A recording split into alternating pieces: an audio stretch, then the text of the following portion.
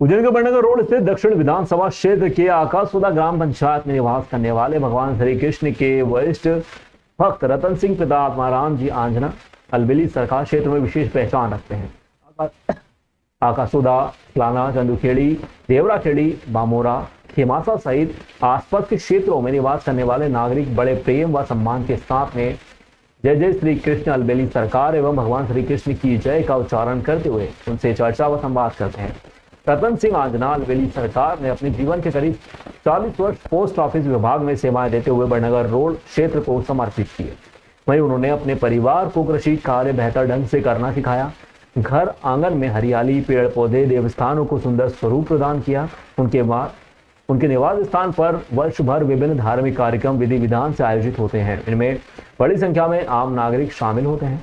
रतन सिंह आंजना बाबूजी अलबेली सरकार व उनके परिवार के सदस्यों का कहना है कि सनातन संस्कृति को सहेजना और संभालना आज के समय में सबसे महत्वपूर्ण कार्य है।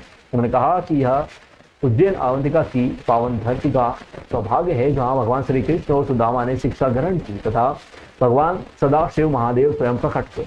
उन्होंने कहा कि उज्जैन अवंतिका से धर्म और सनातन संस्कृति की गंगा संपूर्ण भारत में प्रभावित हो रही है। ऐसे में प्रत्येक व्यक्ति को अपने दैनिक कार्यों और जिम्मेदारियों के साथ समय निकालकर सनातन संस्कृति, धार्मिक परंपराओं और भक्ति मार्ग का अनुसरण करना चाहिए। इससे समाज और आने वाली पीढ़ियों को भी सकारात्मक दिशा मिल सके।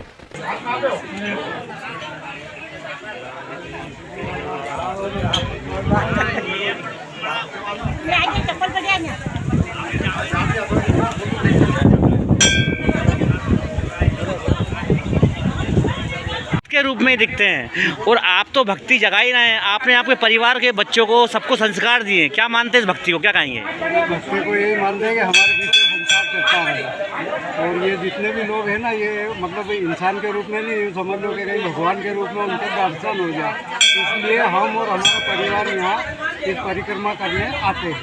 साहब देखें, अपन आप जहाँ रहते हैं वहाँ पर साहब आपको भगवान श्री कृष्ण का भक्त कहें, अलबेली सरकार कहें या एक भक्त कहते हैं और आपके परिवार को भी सब भक्ति मानते हैं। आपने बच्चों को, परिवार को भक्ति के रंग पे क्यों रंगा, क्या मानते हैं? अब देखो, ये तो ऊपर वाले का आशीर्वाद है कि जैसा उन्होंने हमें बनाया ऐसा ही हम उस पथ पे चल रहे हैं और हो सकता है कि हमारे द्वारा किसी का बुरा ना हो। हम तो यही सोचते हैं कि हर किसी का भला हो।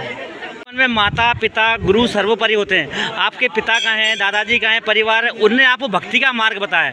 इस मार्ग को आप क्या मानते हैं? इस मार्ग को मैं निरंतर जैसा चल रहा है ऐसा चलाता रहूँगा। इन्होंने पेड़ लगाया है, मेरे को खाली पानी पिलाना है और फल तोड़ना है। पर साहब अधिकतर आज के इस वक्त में, समय में भक्ति के मार्ग पर बच्चों को, परिवार को बहुत कम लोग ले जा रहे हैं। 1% है ये आंकड़ा।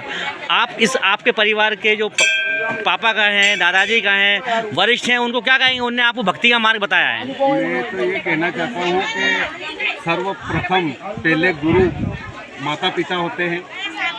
कम से कम दिन भर में 2 घंटे तो उनकी बात मानना चाहिए। और यात्रियों को भी कहना चाहता हूँ कि पहले गुरु माता पिता के दर्शन करें, उसके बाद भगवान के दर्शन करें। आज हम यात्रा में आए हैं स्वर्णगिरी पर्वत चरमिया।